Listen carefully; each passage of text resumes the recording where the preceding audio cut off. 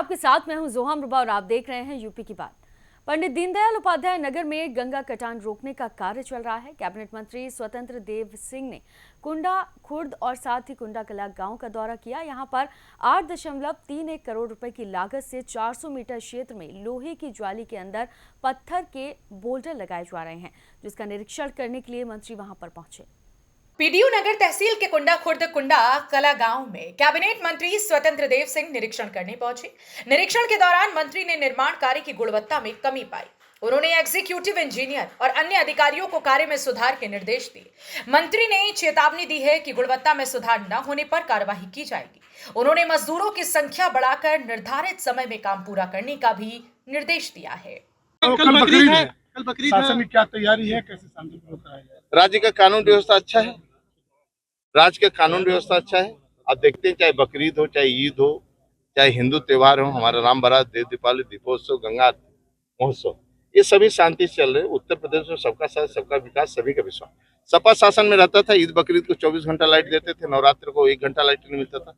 आज योगी सरकार में सभी को बराबर देखा जा रहा है। सब अपने अपने त्योहार ठीक ढंग से मनाएं, कोई सड़क पर गुंडई न करे, कोई डिस्टर्ब न करे, अपना अपना त्योहार ठीक ढंग से मनाए और शांति से। बकरीद के संदर्भ में मंत्री ने कहा कि प्रदेश में कानून व्यवस्था बेहतर है। योगी सरकार में सभी धर्मों के त्योहारों को समान महत्व दिया जाता है।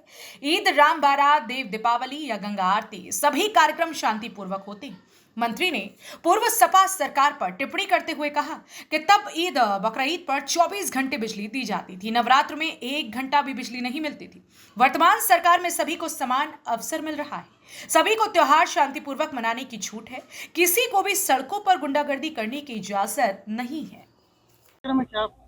इस समय बाढ़ की परियोजनाओं को स्थलीय निरीक्षण करना पड़ रहा है।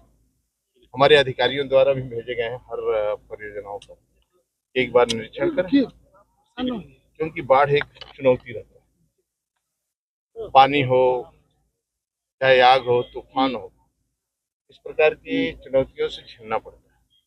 पिछले 8 वर्षों में आदरणीय योगी जी के आने के बाद, देश में प्रधानमंत्री बनने के बाद आदरणीय मोदी जी को उत्तर प्रदेश में बाढ़ की जितनी भी परियोजनाएं हमारी है, लगभग 1600 परियोजनाएं राज्य के अंदर 8 वर्षों हम लोग कंप्लीट किए हैं और राज्य के अंदर कोई जन हानि नहीं किसी प्रकार की। हाँ, नुकसान हुआ है और ये सभी परियोजनाएं के कारण 40,00,000 हेक्टेयर भूमि हम लोग सुरक्षित किए हैं, जिसके कारण किसानों ने रबी के फसल प्राप्त करते हैं। और इस समय 344 परियोजनाएं राज्य के अंदर हैं।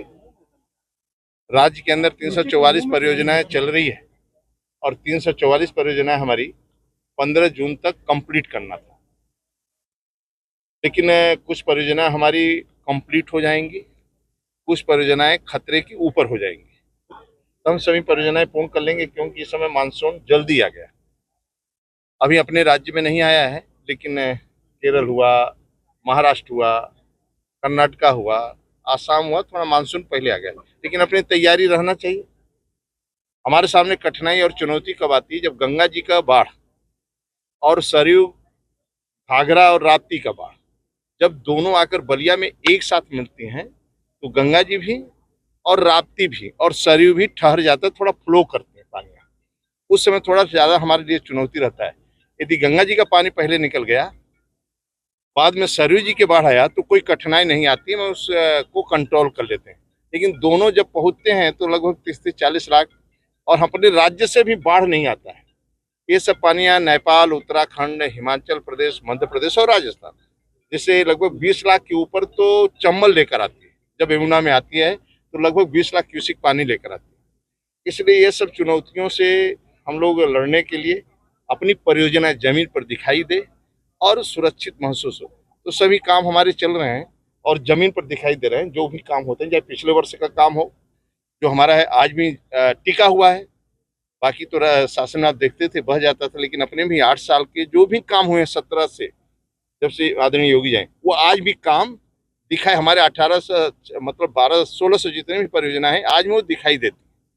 इसलिए मैं उसी को निरीक्षण, जो कमियां हमें दिखाई देता है उसको हमें इसमें थोड़ी सी कमियां हमें दिखाई दी। गिट्टी उट्टी के बारे में मैं हिदायत दे दिया हूँ दोनों को, एक्सीएन को, एसी को भी और एक्सीएन ए को भी बोल दिया हूँ ये सुधार करेंगे, नहीं सुधार करेंगे तो लोगों का नुकसान होगा। सर ये भी निरीक्षण के दौरान मंत्री ने निर्माण कार्य की गुणवत्ता में कमी पाई। उन्होंने एग्जीक्यूटिव इंजीनियर और साथ ही अन्य अधिकारियों को कार्य में सुधार के निर्देश दिए। मंत्री ने चेतावनी भी दी कि गुणवत्ता में सुधार नहीं होने पर कार्रवाई की जाएगी। तो फिलहाल के लिए इस खबर में सिर्फ इतना ही। आप देखते रहिए यूपी की बात।